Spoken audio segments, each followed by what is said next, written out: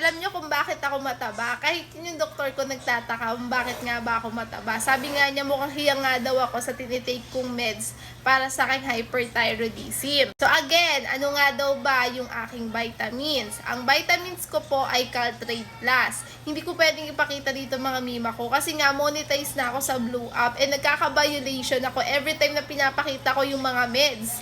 So, maawa kayo sa akin. Naka-monetize na ako doon. Sayang yung earnings. Pambili ko yun ng maintenance, mga mima ko.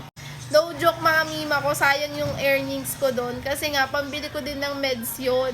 'Di ba? Lalo na ngayon na nagstay-stay lang tayo sa bahay. Sayang ang earnings kung mababiolation ako pag pinakita ko yung gamot. So again, ano nga ba yung vitamins ko? Caltrate Plus. So, sa pharmacy po nasa 9 pesos ata siya. So, ang nagreseta po sa akin noon ng aking OB-GYN kasi may problema po ako sa matres. So, actually, doon ko napansin na doon naman talaga lahat nagsimula tong sakit ko na to. Kahit dati pa man, suspected na ako may problema sa thyroid. Pero noong 2021 yung negative naman. Pero eto nga last year, ayun na, doon na siya nagbida-bida. And lumabas na yung pagiging hyperthyroidism ko.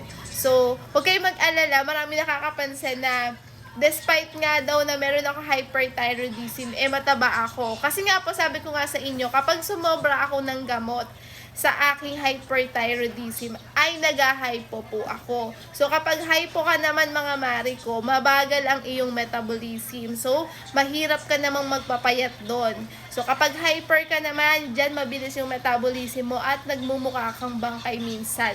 Ganun po yung itsura ko last year, mukha akong bangkay. Lagi akong sinasabi, anak, kung masyado nilalakihan mata mo, ganon. Iba itsura ko last year. Kasi hindi ako masyado nag-video last year mga mima ko kasi nga nahihiya ako. Pero, sa nakikita ko kasi ngayon, I think yung mga na-diagnose ng ganito, para lumakas lang din yung loob nila na gagaling tayo sa sakit natin na to. So, kayong dyan, relax lang tayo. Huwag kayong ma-stress. Sabi nga ng doktor ko, huwag masyadong isipin tong sakit na to kasi nga nakakadagdag siya sa ating mga sakit. So, ayun lang.